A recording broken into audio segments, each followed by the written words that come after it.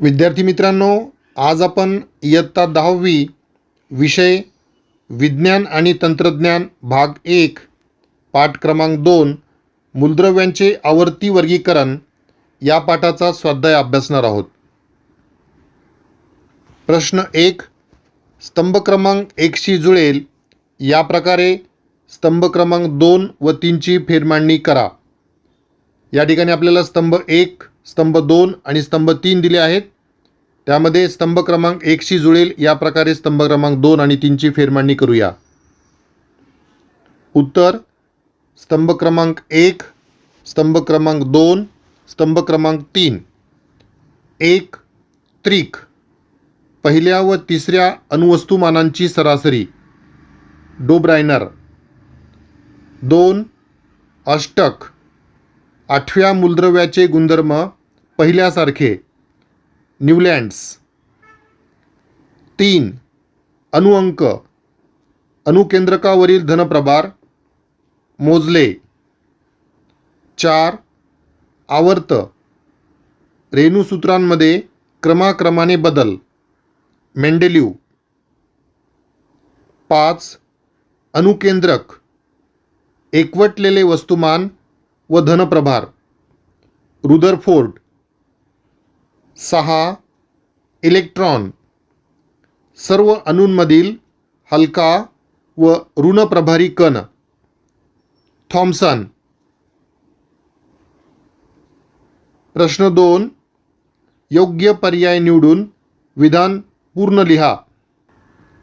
अ. अल्कधातूंच्या बाह्यतम कवचातील इलेक्ट्रॉनांची संख्या टिंबटिंब आहे.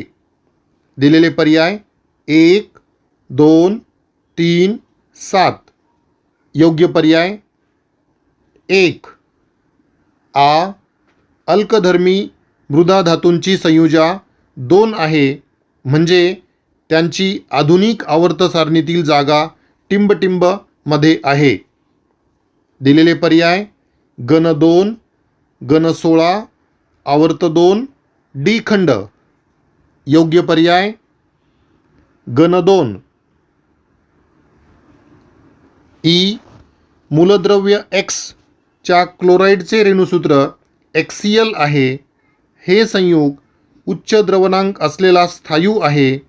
X हे मूलद्रव्य आवर्त सारणीच्या ज्या गणात असेल त्या गणात पुढीलपैकी कोणते मूलद्रव्य असेल? दिलेले पर्याय सोडियम, मॅग्नेशियम, ॲल्युमिनियम, सिलिकॉन. उत्तर सोडियम. ई. आधुनिक आवर्त सारणीत अधातू कोणत्या खंडात आहेत? दिलेले पर्याय एस खंड, पी खंड, डी खंड, एफ खंड. उत्तर पी खंड. प्रश्न 3. एका मूलद्रव्याचे इलेक्ट्रॉन संरूपण 282 असे आहे. यावरून खालील प्रश्नांची उत्तरे लिहा. अ. या मूलद्रव्याचा अणुअंक किती? उत्तर: या मूलद्रव्याचा अणुअंक 12 आहे. आ. या मूलद्रव्याचा गण कोणता?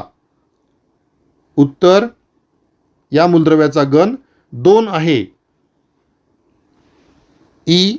हे मूलद्रव्य कोणत्या आवर्तात आहे? उत्तर: हे मूलद्रव्य 3ऱ्या आवर्तात आहे. ई. या मूलद्रव्याचे रासायनिक गुणधर्म खालीलपैकी कोणत्या मूलद्रव्यासारखे असतील? कंसात अणुअंक दिले आहेत.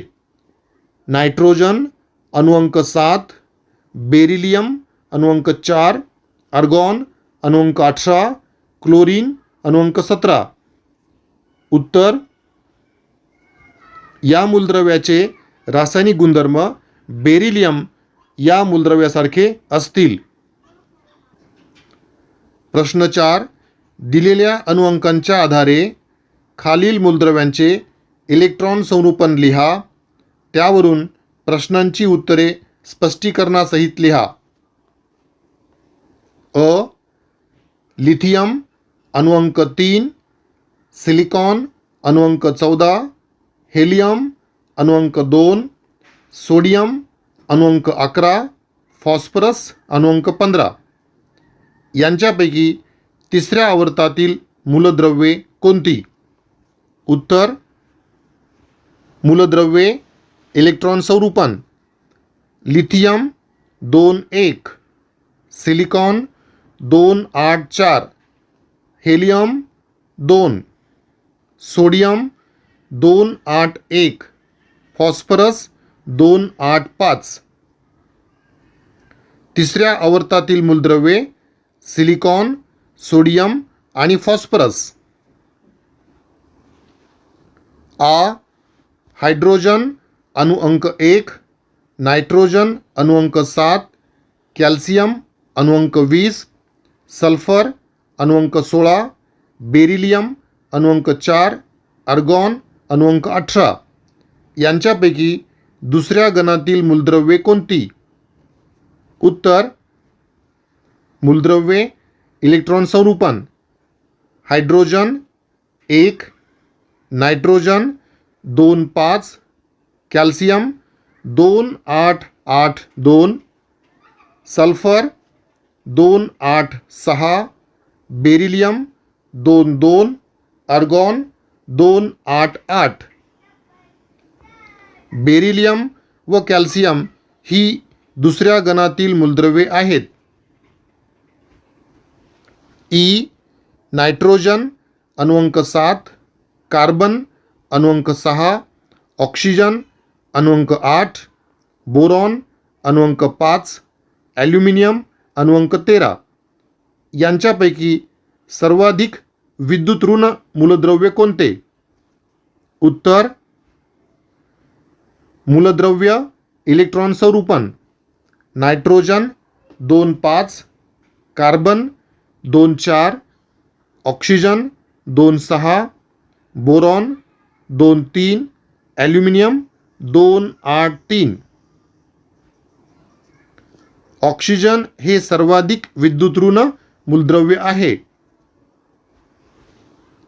ई. बेरिलियम अणुअंक 4, कार्बन अणुअंक 6, ऑक्सिजन अणुअंक 8, बोरॉन अणुअंक 5, ॲल्युमिनियम अणुअंक 13. यांच्यापैकी सर्वाधिक विद्युतधन मूलद्रव्य कोणते? उत्तर मूलद्रव्ये इलेक्ट्रॉन स्वरूपन.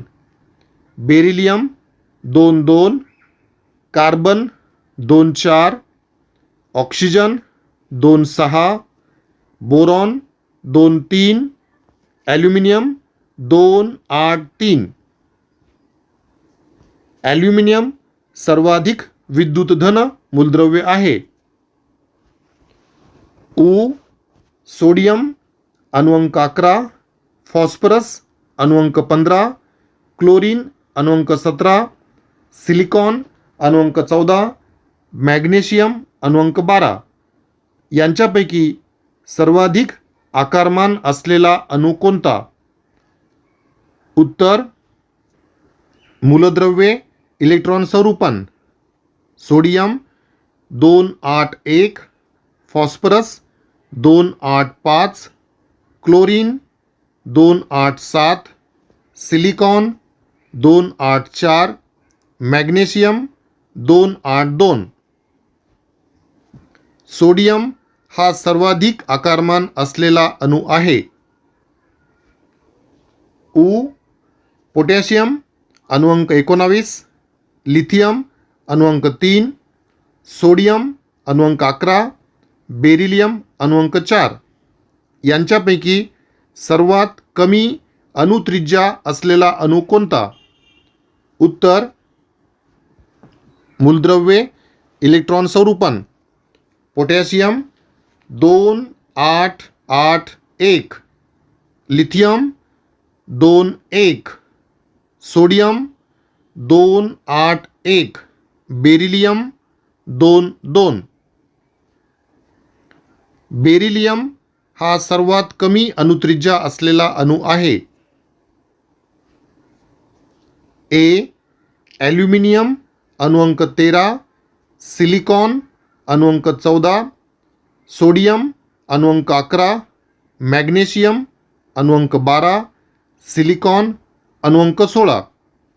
यांच्यापैकी सर्वाधिक धातू गुणधर्म असलेले मूलद्रव्य कोणते? उत्तर मूलद्रव्ये इलेक्ट्रॉन स्वरूपन.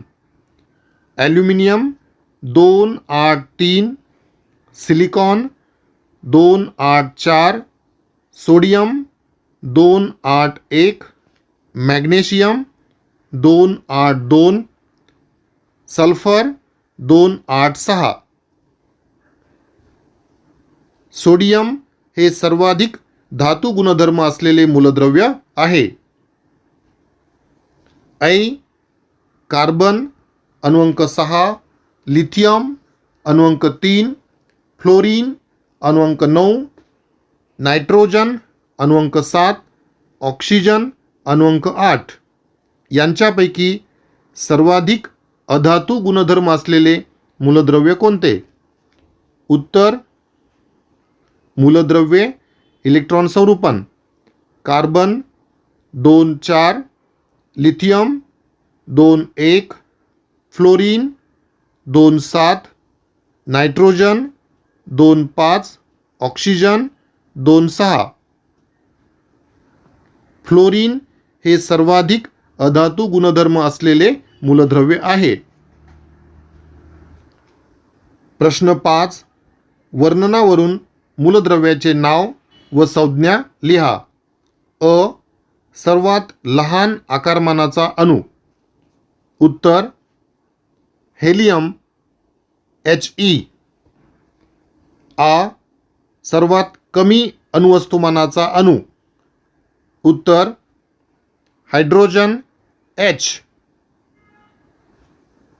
ई. सर्वाधिक विद्युतऋण अणू. उत्तर फ्लोरीन F. ई.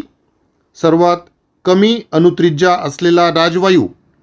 उत्तर हेलियम He. उ. सर्वाधिक अभिक्रियाशील अधातू. उत्तर फ्लोरीन F. प्रश्न 6. थोडक्यात टिपा लिहा. अ. मेंडेलिवचा आवर्ती नियम. उत्तर मेंडेलिवचा आवर्ती नियम. मूलद्रव्यांचे गुणधर्म हे त्यांच्या अणुवस्तुमानांचे आवर्ती फल असतात.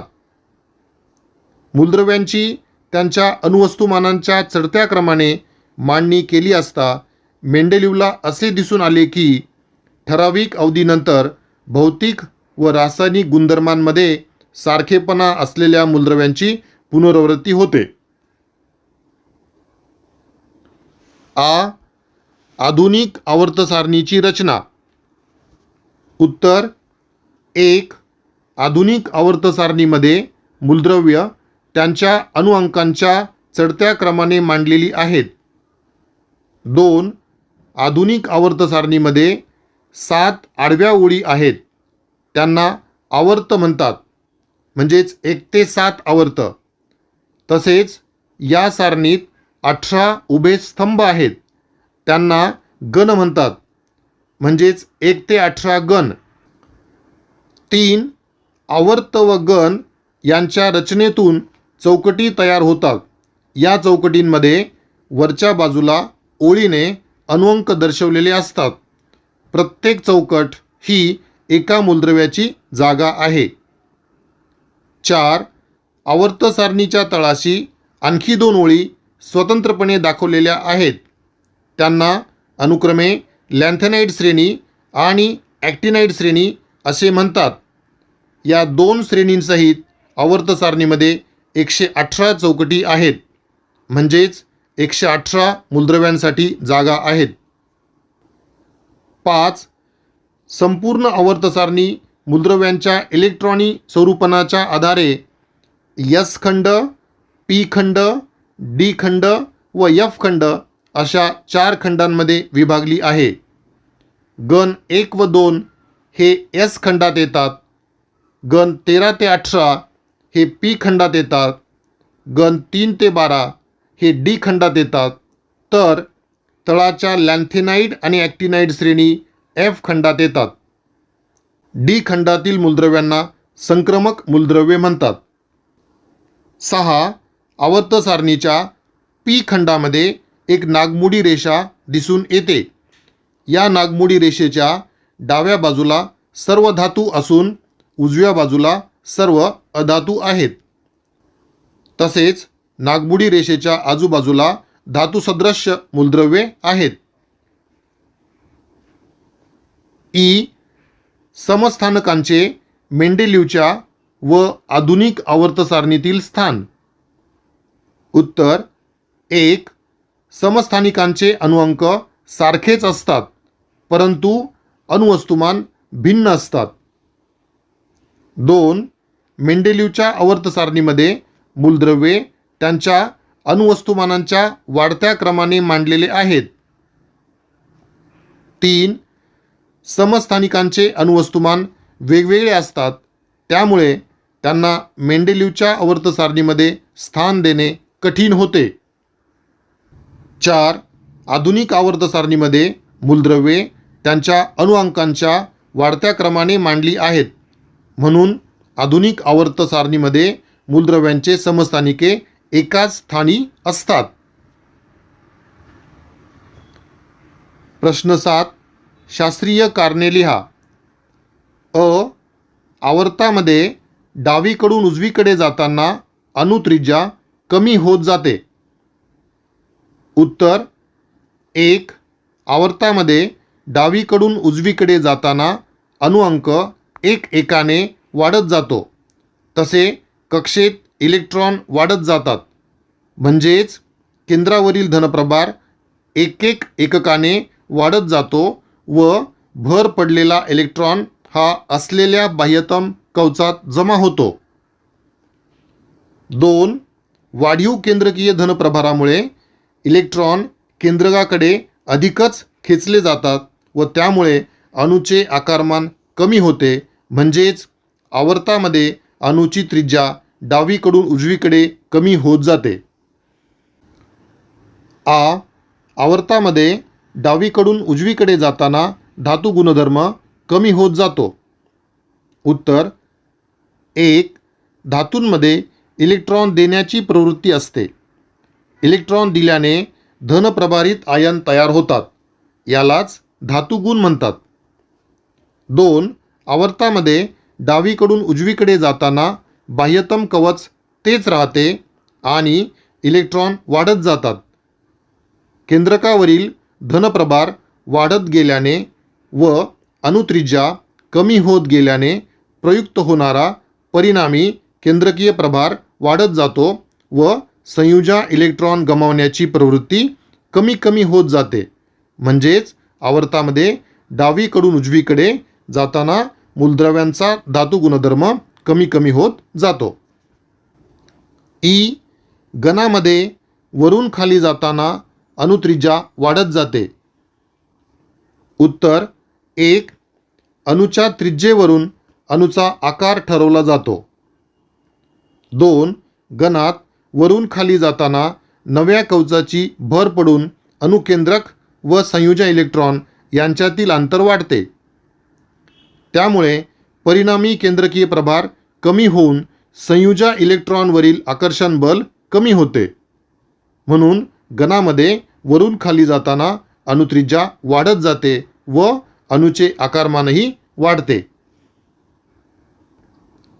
ई. एकाच गणामधील मूलद्रव्यांची संयुजा समान असते. उत्तर 1. मूलद्रव्याची संयुजा ही त्यांच्या बाह्यतम कक्षेतील संयुजा इलेक्ट्रॉनवरून ठरवली जाते. 2. गणातील सर्व मूलद्रव्यांची संयुजा इलेक्ट्रॉनची संख्या समान असते, म्हणून एकाच गणातील मूलद्रव्ये समान संयुजा दर्शवतात.